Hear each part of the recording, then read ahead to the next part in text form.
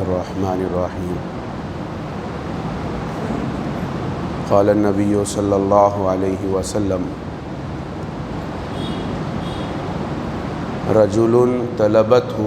ذات منصب وجمال فقال انی اخاف اللہ او کما قال النبی علیہ الصلاۃ والسلام۔ محترم بزرگوں، تقریباً 6 دنوں سے یہ سلسلہ چل رہا ہے کہ اللہ میدان محشر میں اس دن جس دن لوگ نفسی کے عالم میں ہوں گے، ہر ایک کو اپنی لگی ہوئی ہوگی، اپنی پڑی ہوئی ہوگی۔ اللہ تبارک و تعالی اس منظر کو قرآن مجید کی ایک آیت میں یوں فرماتے ہیں یا ایھا الناس اتقوا ربکم یا ایھا الناس اتقوا ربکم ان زلزلۃ الساعۃ شیء عظیم یوم ترونها کل مرضعۃ اما ارضعت وتضع كل ذات حمل حملها وترى الناس سكارى وما هم بسكارى ولكن عذاب الله شدید۔ اللہ تعالیٰ قیامت کا منظر بیان فرماتے ہیں کہ لوگوں اپنے اس رب سے ڈرو، اس لیے کہ قیامت کا منظر قیامت کا جو زلزلہ ہے وہ بہت ہی بڑا زلزلہ ہے، ایسا بڑا زلزلہ ہے کہ اللہ تبارک و تعالی مثال دے کر سمجھاتے ہیں۔ آپ نے ترکیہ کے اندر جو ملبوں میں دبے ہوئے بچے ملے تو ایک بچی کے بارے میں آپ نے دیکھا کہ اپنے چھوٹے بھائی کے اوپر اس کا ہاتھ تھا، اس ملبے میں بھی دب کر وہ اپنے بچے کو، اپنے چھوٹے بھائی کو بچانے کے خاطر ایک ہاتھ اوپر رکھی ہوئی تھی۔ تو فرمایا کہ ماں ایک ایسی جو ہے اس کے اندر مامتا ہوتی ہے کہ زلزلے آ جائیں، پریشانیاں آ جائیں، حالات آ جائیں، لیکن اپنے دودھ پیتے بچے کو اپنے سے جدا نہیں کرتی، اس کی حفاظت کرنے کی کوشش کرتی ہے۔ لیکن اللہ تبارک و تعالی نے ایسا منظر فرمایا ان زلزلۃ الساعۃ شیء عظیم، قیامت کا جو زلزلہ ہے وہ بہت ہی خطرناک زلزلہ ہے، ایسا خطرناک زلزلہ ہے کہ دودھ پلانے والی عورتیں اپنے بچوں کو دودھ پلانا بھول جائیں گی،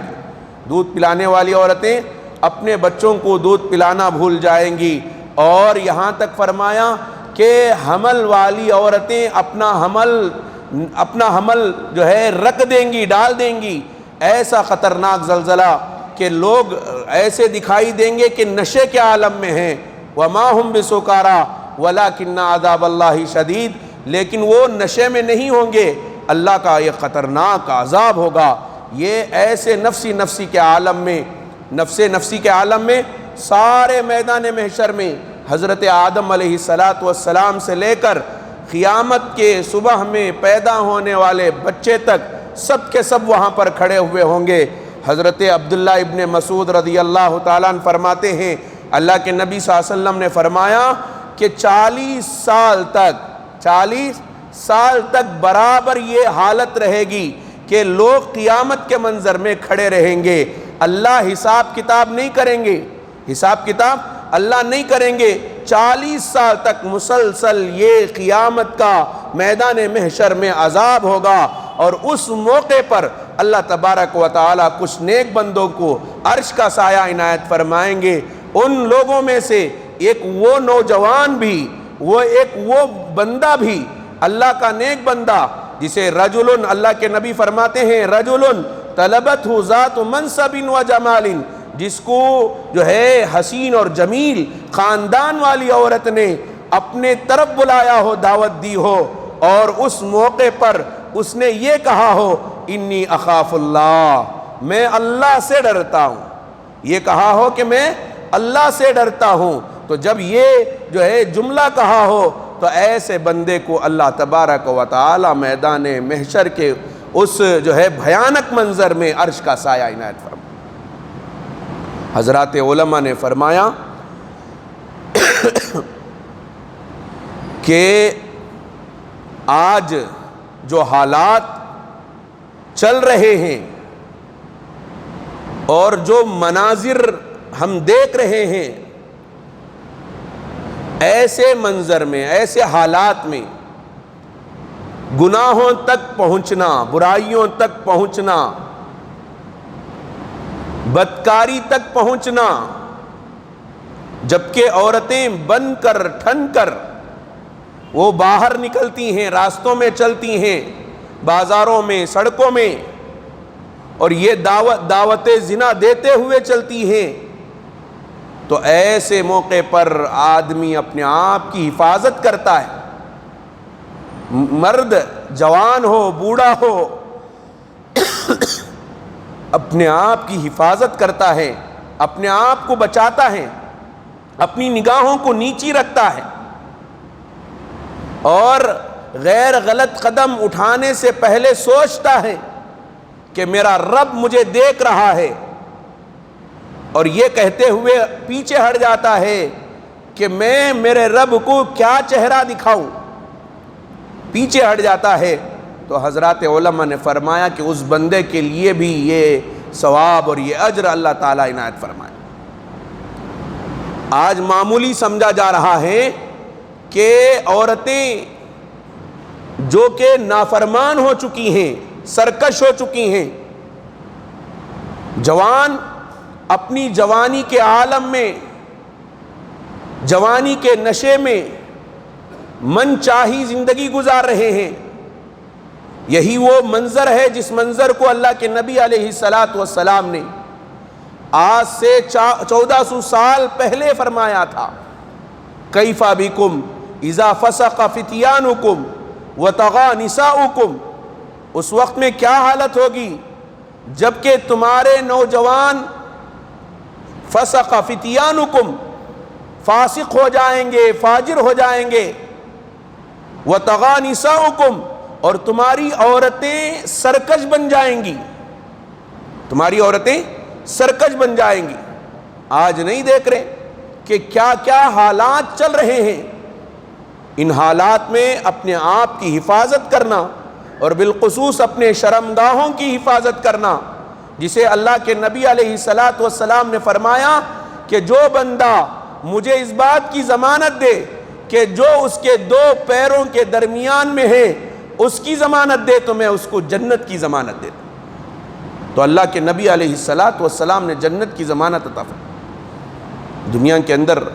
جو برائیاں پھیلتی ہیں، جو گندگیاں پھیلتی ہیں، جو نحوستیں آ رہی ہیں ہمارے خاندانوں میں، قبیلوں میں، محلوں میں، ملکوں میں، زلزلے آ رہے ہیں، یہ زلزلوں کا آنا ایسا ہی نہیں ہے۔ حدیث پاک میں آتا ہے، اللہ کے نبی صلی اللہ علیہ وسلم فرماتے ہیں اذا ظہر الزنا والربا، جب زنا عام ہو جاتا ہے، ظاہر ہونے لگتا ہے، اور ربا سود کا لینا دینا عام ہو جاتا ہے، تو احلوا بانفسہم، کہ یہ قوم والے، یہ لوگ، یہ بستی والے اپنے آپ پر اللہ کے عذاب کو حلال کر لیا ہے، اللہ کے عذاب کو حلال کر لیا ہے۔ سورہ اعراف کے اندر اللہ تعالی نے بلعام ابن باورا کا واقعہ بیان فرمایا ہے، اور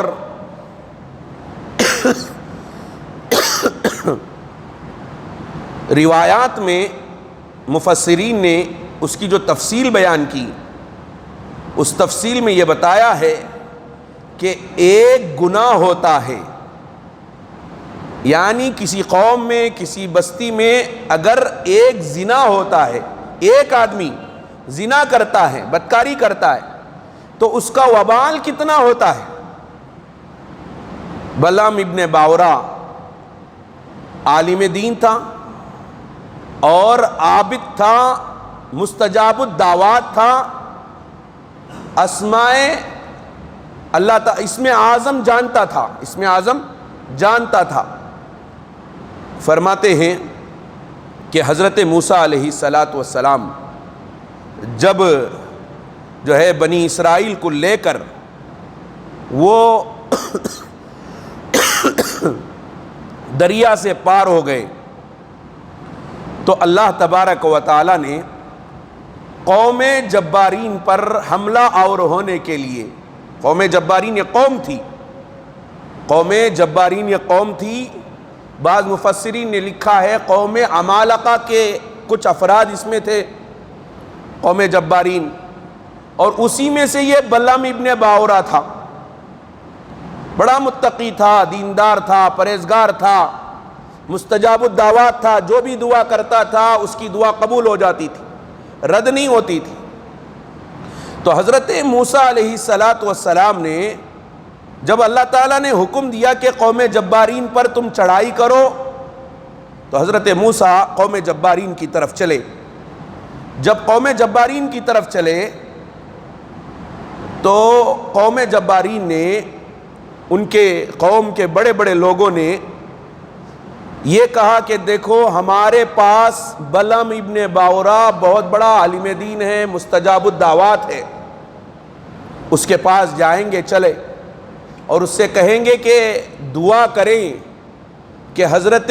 موسیٰ علیہ السلام کو، حضرت موسیٰ علیہ السلام کو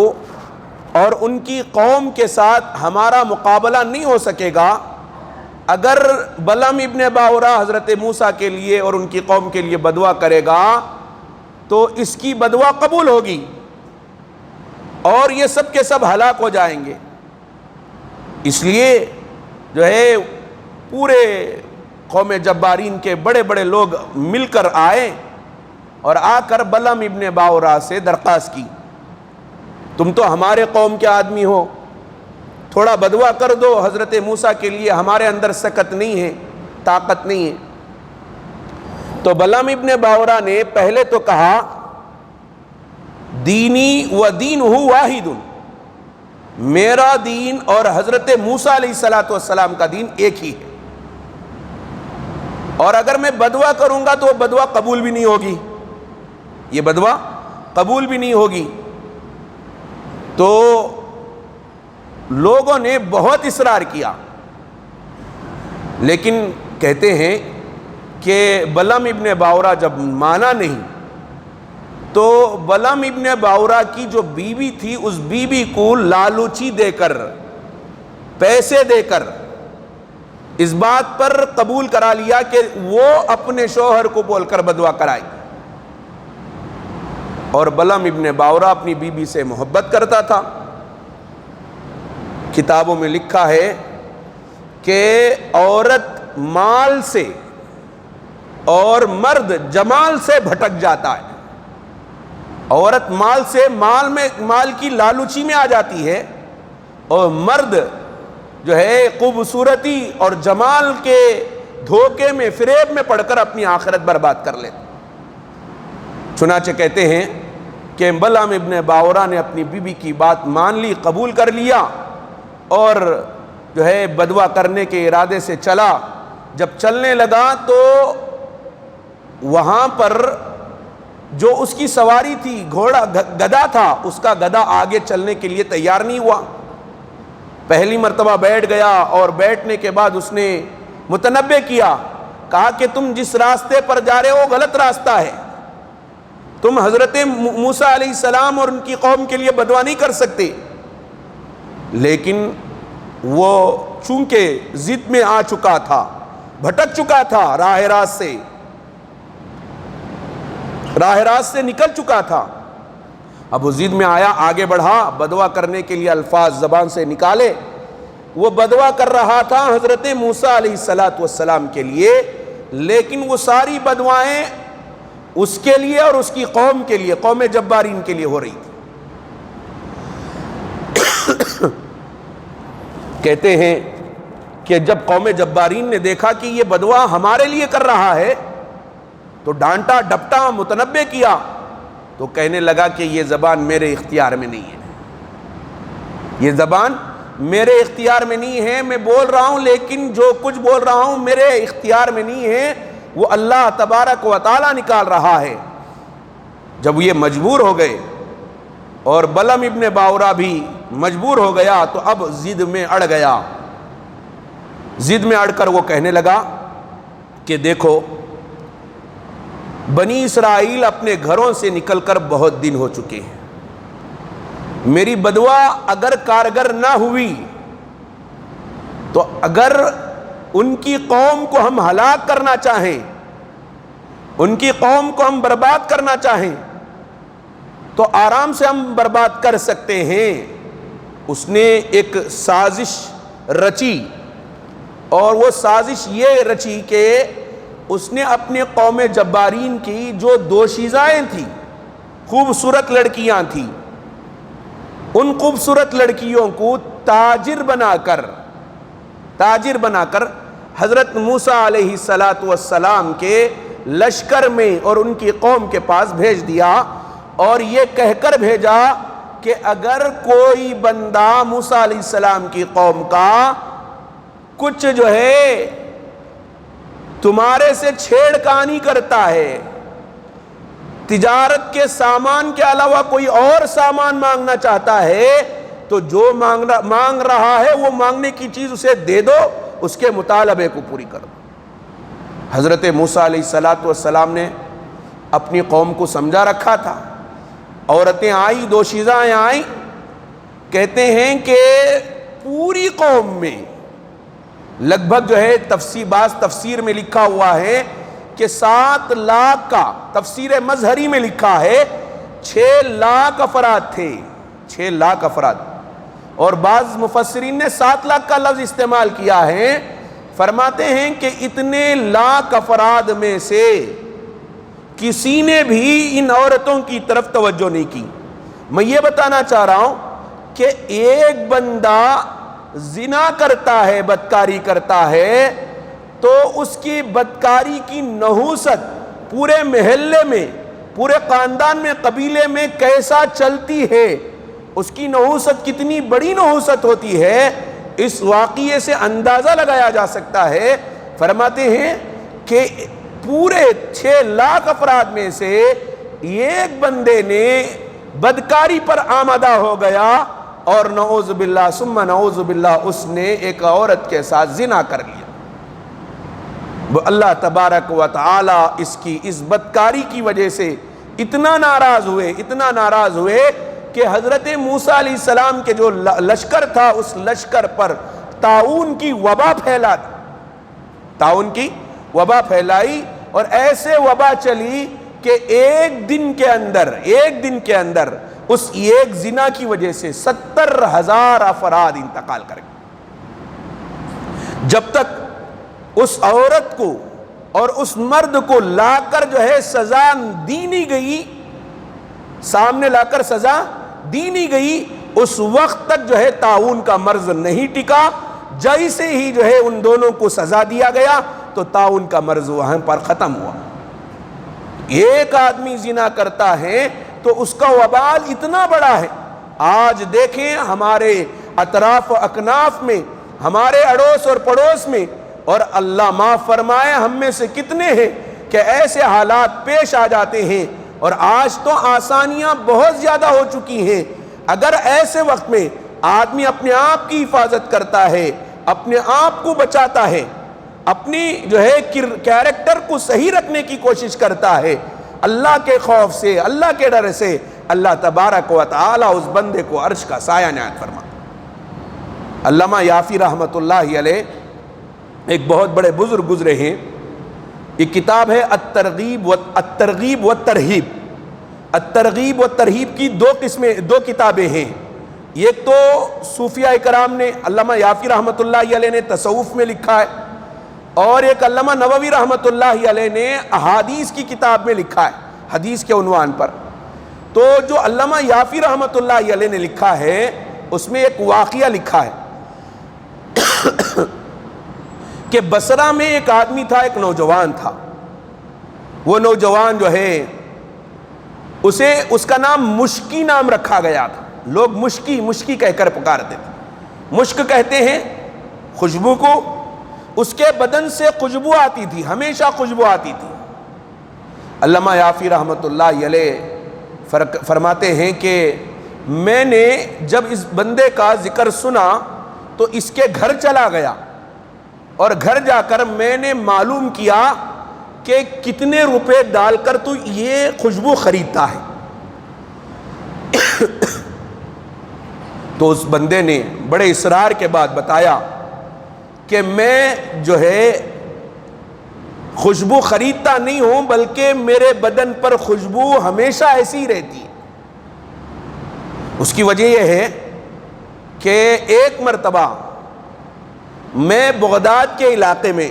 جوان تھا، خوبصورت تھا، میرے والد بڑے مالدار تھے اور ان کے کپڑوں کی دکان تھی۔ کپڑے کی دکان میں مجھے بٹھا دیا۔ جب میں کپڑے کی دکان میں بیٹھا تھا، جوانی کا عالم تھا، ایک عورت آئی،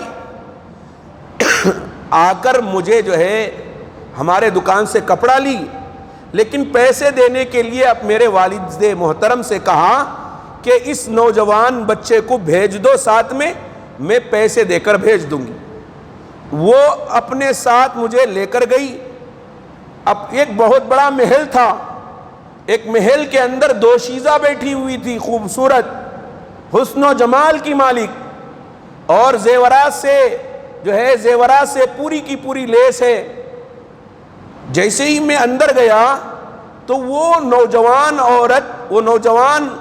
جو زیورات سے لیس دوشیزہ تھی، وہ دوڑی چلی آئی میری طرف اور مجھے پکڑ کر کھڑا لیا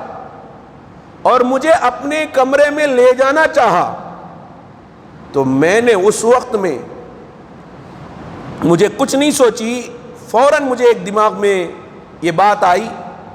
کہ میں کسی طریقے سے ضرورت اور استنجے کے لیے چلا جاؤں۔ اس سے کہا کہ مجھے استنجے کو جانا ہے۔ اسے جو ہے استنجا خانہ دکھایا گیا، تو وہ استنجا خانے میں گیا، اور استنجا خانے میں جانے کے بعد وہ اپنے پورے بدن پر گندگی اٹھا کر پورے کا پورے بدن پر لیپ لیا، گندگی لیپ لی۔ اب وہ گندگی کے ساتھ واپس آیا تو دوشیزہ نے دیکھا کہ بدبو آ رہی ہے، گندگی لگا لیا ہے، یہ کیسا خطرناک انسان ہے، اتنا گندا انسان ہے۔ وہ عورت وہیں سے اسے باہر کر دیا، جا وہاں۔ جیسے ہی وہ بندہ وہاں سے نکلا تو کہتے ہیں کہ رات ہوئی، رات میں اب وہ کہتا ہے کہ میں نے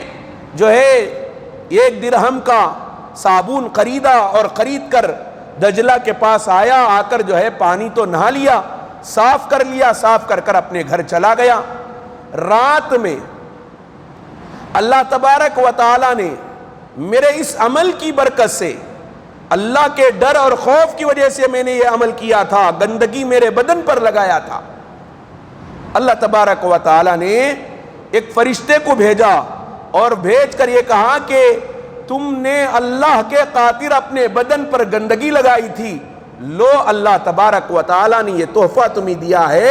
پورے بدن پر لگا لو۔ پورے بدن پر جو ہے خوشبو مل دیا گیا۔ جب سے آج تک یہ خوشبو میرے بدن سے مہک رہی ہے۔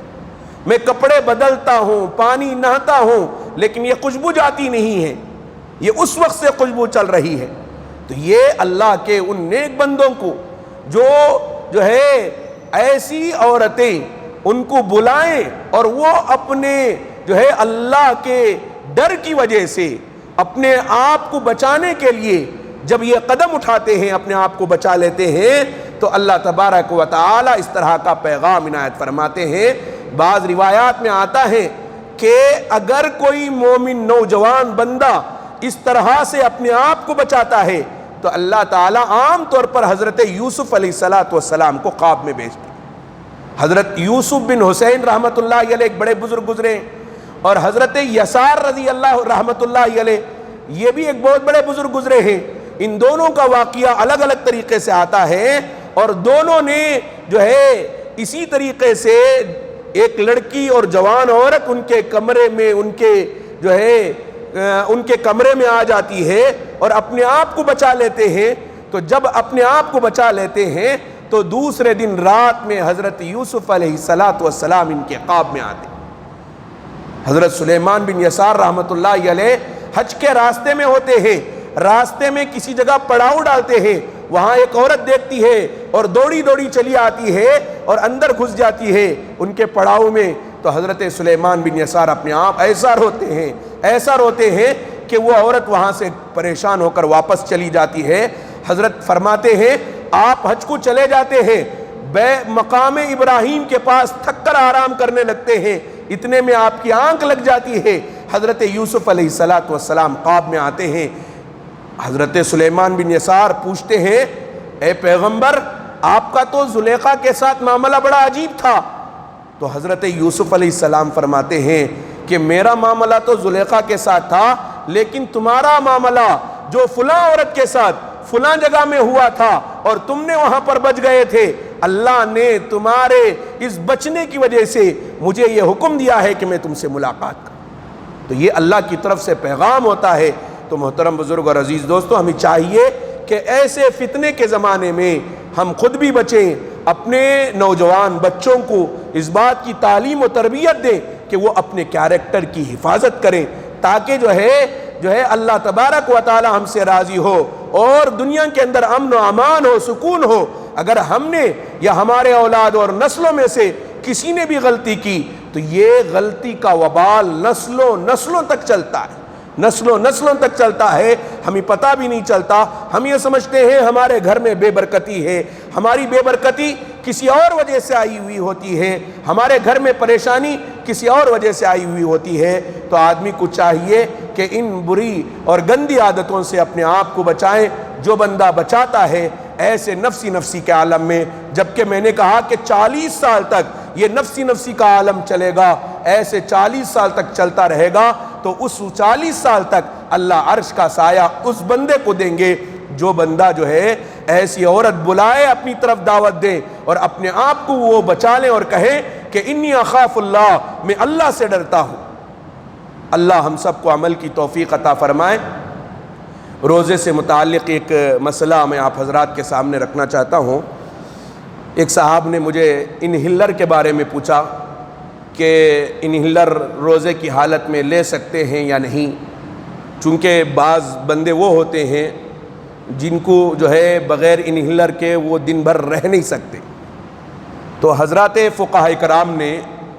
لکھا ہے کہ انہیلر کے استعمال سے روزہ ٹوٹ جاتا ہے، لیکن بعض جدید علماء کرام نے تحقیق کر یہ فرمایا ہے کہ ممکن ہے، امکان ہے کہ جو دوائی رہتی ہے وہ سیال مادہ اگرچہ کہ رہتی ہے، لیکن جب اسے جو ہے پمپ کیا جاتا ہے تو جو منہ کے اندر تنفس کی جو رگ ہوتی ہے، یعنی سانس لینے والی جو رگ ہے، اس رگ میں وہ گیس کی شکل میں بن کر چلا جاتا ہے، گیس کی شکل میں بن کر اس نفس میں چلا جاتا ہے، جس کی وجہ سے وہ اسے سانس لینا آسان ہوتا ہے۔ بہرکیف حضرات فقہا نے جو بھی تحقیق کی ہے، مسئلہ تو یہی ہے کہ اگر کوئی بندہ اس طرح کا مریض ہو تو اس کے لیے چاہیے کہ وہ کوشش کریں کہ گرمی کے دن ہو یا یہ کہ سردی کے دن میں اسے آسانی ہوتی ہو تو گرمی کے دن کے روزے چھوڑ دیں، سردی کے دن میں وہ روزے رکھ لیں۔ اگر جو ہے سردی کے دن میں بھی یہ پرابلم ہو یا جو ہے موسموں کا کوئی اختلاف نہ ہو، تمام موسموں میں ایک ساتھ اس کا معاملہ ہو کہ بغیر انہیلر کے وہ رہتا نہ ہو، تو اب مجبور آدمی ہے، تو ایسے مجبور آدمی کے لیے حضرات فقہا نے فرمایا کہ وہ روزہ رکھ لے اور رکھ لینے کے ساتھ ساتھ وہ فدیہ بھی دیتا رہے، روزے کا فدیہ بھی دیتا رہے، اس لیے کہ یہ ایسی بیماری ہے جو لا علاج بیماری ہے۔ یعنی اگر جو ہے بیماری اچھی ہو جائے، آدمی صحت مند ہو جائے، تو روزہ جو چھوڑنے کا حکم دیا جاتا ہے، عام طور پر یہ بھی بات یاد رکھیں، روزہ چھوڑنے کا حکم اس وقت میں دیا جاتا ہے کہ ایسا کھوسٹ بوڑھا ہو چکا ہو یا ایسا مریض ہو چکا ہو، ایسا بیمار ہو چکا ہو کہ وہ بستر کا ہو چکا ہے کہ اب صحت کی کوئی علامت باقی نہیں ہے، صحت کی کوئی علامت باقی نہیں ہے، تو ایسی صورت میں اس بندے کو اجازت ہے کہ وہ اپنے روزوں کا فدیہ ادا کرے، وہ بندہ اپنے روزوں کا فدیہ ادا کرے۔ لیکن ایک آدمی بیمار ہے رمضان میں، اب رمضان کے بعد وہ صحت مند ہو سکتا ہے، امکان ہے، ڈاکٹروں نے بتایا ہے کہ یہ اچھا صحت مند ہو سکتا ہے، تو ایسے ماہر ڈاکٹر اگر کسی نے بتایا ہو کہ یہ بندہ صحت مند ہو سکتا ہے، تو اس بندے کے لیے رمضان میں روزے تو چھوڑنے کی اجازت ہے لیکن فدیہ دینے کی اجازت نہیں ہے، بلکہ وہ صحت مند زمانے میں روزوں کی قضا کر لے، صحت مند زمانے میں روزوں کی قضا کر لیں۔ لیکن اگر پورے زمانے میں یہ معاملہ پایا جا رہا ہو یا ایسی جو ہے بیماری لاحق ہو گئی ہو کہ اب وہ صحت کی کوئی علامت باقی نہ ہو، تو ایسے بندے کے لیے فرمایا گیا کہ وہ ایک روزے کا فدیہ، جیسے کہ میں نے کل بھی بتایا تھا، 1 کلو 590 گرام گیہوں یا گیہوں کی قیمت، 1 کلو 590 گرام گیہوں یا گیہوں کی قیمت جو ہے کیا کریں، ادا کر دیں، وہ روزے کا کفارہ ہو جاتا ہے۔ چنانچہ محترم بزرگ اور عزیز دوستو، اور بھی ایسے بہت سارے مسائل ہیں، آپ حضرات جو ہے انفرادی طور پر معلوم کرنا چاہیں تو بھی معلوم کر سکتے ہیں، سارے مسائل ایک ساتھ لائے نہیں جا سکتے، وقت کا مسئلہ ہوتا ہے، تو انشاءاللہ کل سے زکوٰۃ کے مسائل بھی آپ حضرات کے سامنے لائے جائیں گے۔ اللہ تعالیٰ سے دعا ہے اللہ تعالیٰ ہم سب کو عمل کی توفیق عطا فرمائے، آمین وآخر الدعوانا۔